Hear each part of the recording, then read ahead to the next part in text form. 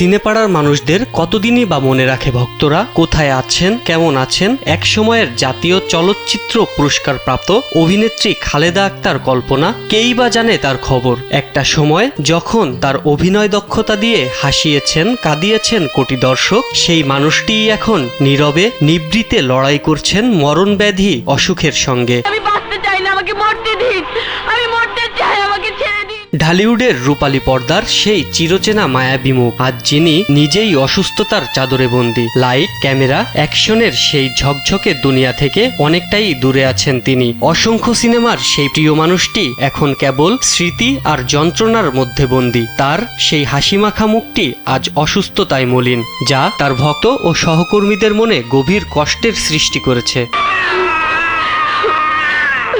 সম্প্রতি বাংলাদেশ চলচ্চিত্র শিল্পী সমিতির কার্যনির্বাহী পরিষদের সদস্য সনি রহমান গণমাধ্যমকে তার শারীরিক অবস্থার কথা জানিয়ে বলেন, আমাদের প্রিয় ও মমতাময়ী কল্পনা আপুর সঙ্গে কথা বলেছি, তিনি বর্তমানে বাসায় চিকিৎসা নিচ্ছেন। আমরা ওনাকে আশ্বস্ত করেছি যে শিল্পী সমিতি সবসময় শিল্পীদের পাশে আছে, যে কোনো প্রয়োজনে আমরা প্রস্তুত। আহা, তুমি সুস্থ হইলে তো এখানে আবার আইবা, আসো। তিনি আরো জানান, বয়সের ভারে শরীরে নানা জটিলতা বাসা বাঁধা অস্বাভাবিক নয়। কল্পনা আপুও সেই কঠিন বাস্তবতার মধ্য দিয়ে যাচ্ছেন, তবে আমরা বিশ্বাস করি সবার ভালোবাসা ও প্রার্থনায় তিনি দ্রুত সুস্থ হয়ে আমাদের মাঝে ফিরে আসবেন। আমি ভুলতে পারি না রে তার চেহারা।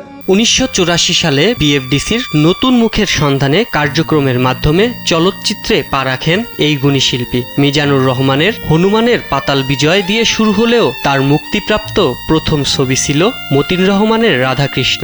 এরপর দীর্ঘ 4 দশকে মা, বোন কিংবা দাদির চরিত্রে মায়ার বাঁধনে বেঁধেছেন অগণিত দর্শক। নিজেকে নিয়ে গেছেন অনন্য এক উচ্চতায়।